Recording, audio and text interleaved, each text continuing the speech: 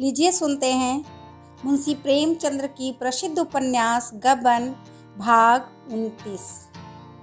कलकत्ते में वकील साहब ने ठहरने का पहले ही इंतजाम कर लिया था। कोई कष्ट न हुआ। रतन ने महाराज और टीमल कहार को साथ ले लिया था। दोनों वकील साहब के पुराने नौकर थे और घर के से आदमी हो गए थे। शहर के बाहर एक बंगला था, उसके 3 कमरे मिल गए। इससे ज़्यादा जगह की वहाँ ज़रूरत भी न थी। हाते में तरह तरह के फूल पौधे लगे हुए थे। स्थान बहुत सुंदर मालूम होता था। पास पड़ोस में और कितने ही बंगले थे। शहर के लोग उधर हवाखोरी के लिए जाया करते थे और हरे होकर लौटते थे, पर रतन को वह जगह फाड़े खाती थी। बीमार के साथ वाले भी बीमार होते हैं। उदासों के लिए स्वर्ग भी उदास है। सफर ने वकील साहब को और भी शिथिल कर दिया था। 2-3 दिन तो उनकी दशा उससे भी खराब रही, जैसे प्रयाग में थी। लेकिन दवा दारू शुरू होने के 2-3 दिन बाद वह कुछ संभलने लगे। रतन सुबह से आधी रात तक उनके पास ही कुर्सी डाले बैठी रहती। स्नान भोजन की भी सुधि न रहती। वकील साहब चाहते थे कि वह यहाँ से हट जाए तो दिल खोल कर कराहे। उसे तस्कीन देने के लिए वह अपनी दशा को छिपाने की चेष्टा करते रहते थे। वह पूछती, आज कैसी तबीयत है? तो वह फीकी मुस्कुराहट के साथ कहते, आज तो जी बहुत हल्का मालूम होता है। बेचारे सारी रात करवटें बदल कर काटते थे। पर रतन पूछती, रात नींद आई थी? तो कहते, हाँ खूब सोया। रतन पथ्य सामने ले जाती तो अरुचि होने पर भी खा लेते। रतन समझती अब यह अच्छे हो रहे हैं। कविराज जी से भी यही समाचार कहती। वह भी अपने उपचार की सफलता पर प्रसन्न थे। एक दिन वकील साहब ने रतन से कहा, मुझे डर है मुझे अच्छा होकर तुम्हारी दवा न करनी पड़े। रतन ने प्रसन्न होकर कहा, इससे बढ़कर क्या बात होगी? मैं तो ईश्वर से मनाती हूँ कि तुम्हारी बीमारी मुझे दे दे। शाम को घूम आया करो। अगर बीमार पड़ने की इच्छा हो तो मेरे अच्छे हो जाने पर पड़ना। कहाँ जाऊं? मेरा तो कहीं जाने का जी ही नहीं चाहता। मुझे यही सबसे अच्छा लगता है। वकील साहब को एकाएक रमानाथ का ख्याल आ गया। बोले, जरा शहर के पार्कों में घूम घाम कर देखो, शायद रमानाथ का पता चल जाए। रतन को अपना वादा याद आ गया। रमा को पा जाने की आनंदमय आशा ने एक क्षण के लिए उसे चंचल कर दिया। कहीं वह पार्क में बैठे मिल जाए तो पूछूं, कहिए बाबूजी, अब कहाँ भाग कर जाइएगा? इस कल्पना से उसकी मुद्रा खिल उठी। बोली, जालपा से मैंने वादा तो किया था कि पता लगाऊंगी, पर यहाँ आकर भूल गई। वकील साहब ने साग्रह कहा, आज चली जाओ। आज क्या, शाम को रोज घंटे भर के लिए निकल जाया करो। रतन ने चिंतित होकर कहा, लेकिन चिंता तो लगी रहेगी। वकील साहब ने मुस्कुरा कर कहा, मैं तो अच्छा हो रहा हूँ। रतन ने संदिग्ध भाव से कहा, अच्छा चली जाऊंगी। रतन को कल से वकील साहब के आश्वासन पर कुछ संदेह होने लगा था। उनकी चेष्टा से अच्छे होने का कोई लक्षण उसे न दिखाई देता था। इनका चेहरा क्यों दिन दिन पीला पड़ता जाता है? इनकी आंखें क्यों हरदम बंद रहती है? देह क्यों दिन दिन घुलती जाती है? महाराज और कहार से वह यह शंका न कह सकती थी। कविराज से पूछते उसे संकोच होता था। अगर कहीं रमा मिल जाते तो उनसे पूछती। वह इतने दिनों से यहाँ है, किसी दूसरे डॉक्टर को दिखाती। इन कविराज जी से उसे कुछ निराशा हो चली थी। जब रतन चली गई तो वकील साहब ने टीमल से कहा, मुझे जरा उठाकर बिठा दो टीमल। पड़े पड़े कमर सीधी हो गई। एक प्याली चाय पिला दो, कई दिन हो गए। चाय की सूरत नहीं देखी। यह पथ्य मुझे मारे डालता है। दूध देखकर ज्वर चढ़ाता है, पर उनकी खातिर से पी लेता हूँ। मुझे तो इन कविराज की दवा से कोई फायदा नहीं मालूम होता। तुम्हें क्या मालूम होता है? तीमल ने वकील साहब को तकिए के सहारे बैठा कर कहा, बाबूजी से देख ले। यह तो मैं पहले ही कहने वाला था। सो देख ले। बहू जी के डर के मारे ना ही कहता था। वकील साहब ने कई मिनट चुप रहने के बाद कहा, मैं मौत से डरता नहीं तीमल, बिल्कुल नहीं। मुझे स्वर्ग और नरक पर बिल्कुल विश्वास नहीं है। अगर संस्कारों के अनुसार आदमी को जन्म लेना पड़ता है तो मुझे विश्वास है मेरा जन्म किसी अच्छे घर में हो। फिर भी मरने को जी नहीं चाहता। सोचता हूँ मर गया तो क्या होगा। तीमल ने कहा, बाबूजी सो देख ले। आप ऐसी बातें न करें। भगवान चाहेंगे तो आप अच्छे हो जाएंगे। किसी दूसरे डॉक्टर को बुलाऊं? आप लोग जो अंग्रेजी पढ़े हैं सो देख ले। कुछ मानते ही नहीं। मुझे तो कुछ और ही संदेह हो रहा है। कभी कभी गवारों की भी सुन लिया करो। सो देख ले। आप मानो चाहे न मानो, मैं तो एक सयाने को लाऊंगा। बंगाल के ओझे सयाने मशहूर है। वकील साहब ने मुंह फेर लिया। प्रेत बाधा का वह हमेशा मजाक उड़ाया करते थे। कई ओझों को पीट चुके थे। उनका ख्याल था कि यह प्रवंचना है, ढोंग है, लेकिन इस वक्त उनमें इतनी शक्ति भी न थी कि तीमल के इस प्रस्ताव का विरोध करते। मुंह फेर लिया। महाराज ने चाय लाकर कहा, सरकार चाय लाया हूँ। वकील साहब ने चाय के प्यालों को क्षुधित नेत्रों से देखकर कहा, ले आओ। अब ना पीऊंगा। उन्हें मालूम होगा तो दुखी होंगे। क्यों महाराज? जब से मैं आया हूँ मेरा चेहरा कुछ हरा हुआ है। महाराज ने तीमल की ओर देखकर कहा। वह हमेशा दूसरों की राय देखकर राय दिया करते थे। खुद सोचने की शक्ति उनमें न थी। अगर तीमल ने कहा है आप अच्छे हो रहे हैं तो वह भी इसका समर्थन करेंगे। तीमल ने इसके विरुद्ध कहा है तो उन्हें भी इसके विरुद्ध ही कहना चाहिए। तीमल ने उनके असमंजस को भांप कर कहा, हरा क्यों नहीं हुआ है? हाँ, जितना होना चाहिए उतना नहीं हुआ है। महाराज बोले, हाँ कुछ हरा जरूर हुआ है, मुदा बहुत कम। वकील साहब ने कुछ जवाब नहीं दिया। 2-4 वाक्य बोलने के बाद वह शिथिल हो जाते थे और 10-5 मिनट शांत अचेत पड़े रहते थे। कदाचित उन्हें अपनी दशा का यथार्थ ज्ञान हो चुका था।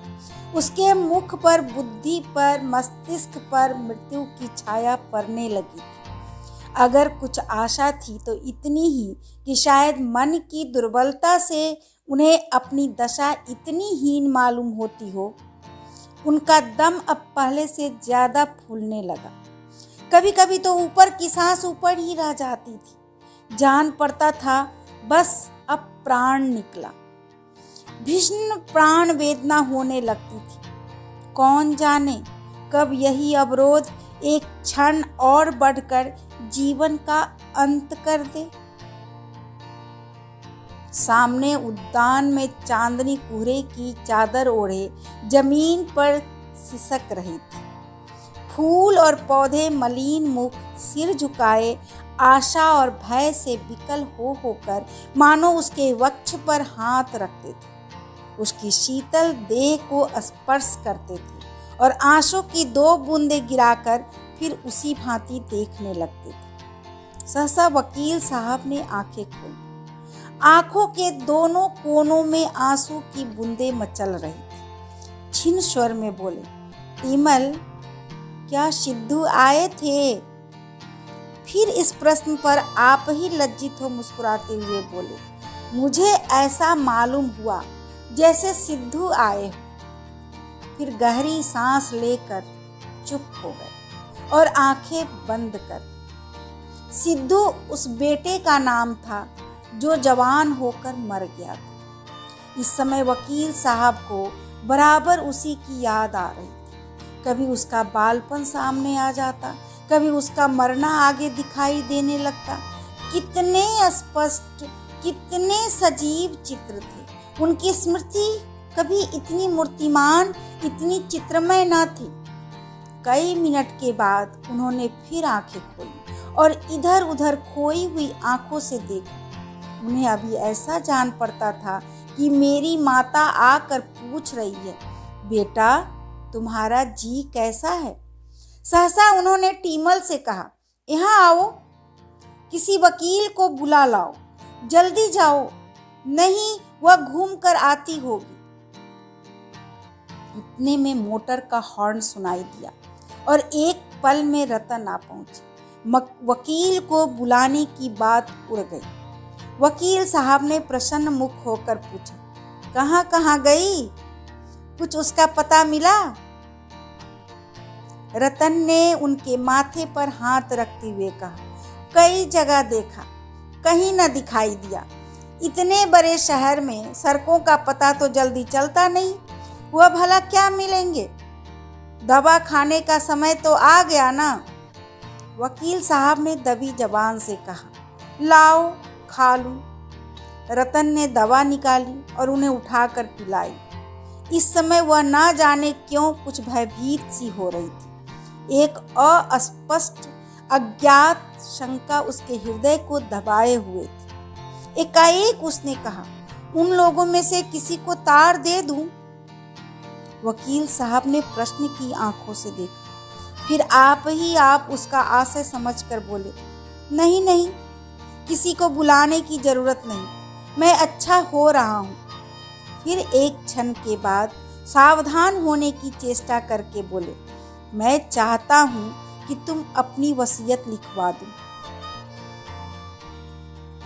जैसे एक शीतल तीव्र बाण रतन के पैर से घुसकर सिर से निकल गया, मानो उसकी देह के सारे बंधन खुल गए, सारे अवयव बिखर गए, उसके मस्तिष्क के सारे परमाणु हवा में उड़ गए, मानो नीचे से धरती निकल गई, ऊपर से आकाश निकल गया और अब वह निराधार, निस्पंद, निर्जीव खड़ी, अवरुद्ध, अश्रु कंपित कंठ से बोली, घर से किसी को बुलाऊं? आहा, किससे सलाह ली जाए? कोई भी तो अपना नहीं है। अपनों के लिए इस समय रतन अधीर हो रही थी। कोई भी तो अपना होता जिस पर वह विश्वास कर सकती, जिससे सलाह ले सकती। घर के लोग आ जाते तो दौड़ धूप करके किसी दूसरे डॉक्टर को बुलाती। वह अकेली क्या क्या करे। आखिर भाई बंद और किस दिन काम आवेंगे। संकट में ही अपने काम आते हैं। फिर यह क्यों कहते हैं कि किसी को मत बुलाओ। वसीयत की बात फिर उसे याद आ गई। यह विचार क्यों इनके मन में आया। वैद्य जी ने कुछ कहा तो नहीं। क्या होने वाला है भगवान। यह शब्द अपने सारे संसर्गों के साथ उसके हृदय को विदीर्ण करने लगा। चिल्ला चिल्ला कर रोने के लिए उसका मन विकल हो उठा। अपनी माता याद आई। उसके अंचल में मुंह छिपाकर रोने की आकांक्षा उसके मन में उत्पन्न हुई। उस स्नेहमय अंचल में रोकर उसका बाल आत्मा को कितना संतोष होता था। कितनी जल्द उसकी सारी मनोव्यथा शांत हो जाती थी। आह, यह आधार भी अब नहीं। महाराज ने आकर कहा, सरकार भोजन तैयार है, थाली परसों। रतन ने उसकी ओर कठोर नेत्रों से देखा। वह बिना जवाब की अपेक्षा किए चुपके से चला गया। मगर एक ही क्षण में रतन को महाराज पर दया आ गई। उसने कौन सी बुराई की जो भोजन के लिए पूछने आया। भोजन भी ऐसी चीज है जिसे कोई छोड़ सके। वह रसोई में जाकर महाराज से बोली, तुम लोग खा लो महाराज, मुझे आज भूख नहीं लगी है। महाराज ने आग्रह किया, 2 ही फुलके खा लीजिए सरकार। रतन ठिठक गई। महाराज के आग्रह में इतनी सहृदयता, इतनी संवेदना भरी हुई थी कि रतन को एक प्रकार की सांत्वना का अनुभव हुआ। यहाँ कोई अपना नहीं है, यह सोचने में उसे अपनी भूल प्रतीत हुई। महाराज ने अब तक रतन को कठोर स्वामिनी के रूप में देखा था। वही स्वामिनी आज उसके सामने खड़ी मानो सहानुभूति की भिक्षा मांग रही थी। उसकी सारी सद्वृत्तियां उमड़ उठी। रतन को उसके दुर्बल मुख पर अनुराग का तेज नजर आया। उसने पूछा, क्यों महाराज, बाबूजी को इस कविराज की दवा से कोई लाभ हो रहा है? महाराज ने डरते डरते वही शब्द दोहरा दिए जो आज वकील साहब से कहे थे। कुछ कुछ तो हो रहा है, लेकिन जितना होना चाहिए उतना नहीं। रतन ने अविश्वास के अंदाज से देखकर कहा, तुम भी मुझे धोखा देते हो महाराज।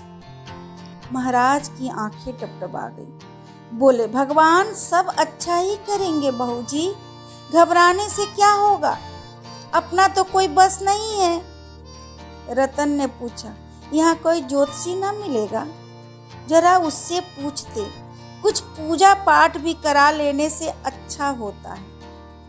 महाराज ने तुष्टि के भाव से कहा, यह तो मैं पहले ही कहने वाला था बहू जी, लेकिन बाबूजी का मिजाज तो जानती हो, इन बातों से वह कितना बिगड़ते हैं। रतन ने दृढ़ता से कहा, सवेरे किसी को जरूर बुला लाना, सरकार चिढ़ेंगे। मैं तो कहती हूँ। यह कहती हुई वह कमरे में आई और रोशनी के सामने बैठकर जालपा को पत्र लिखने लगी।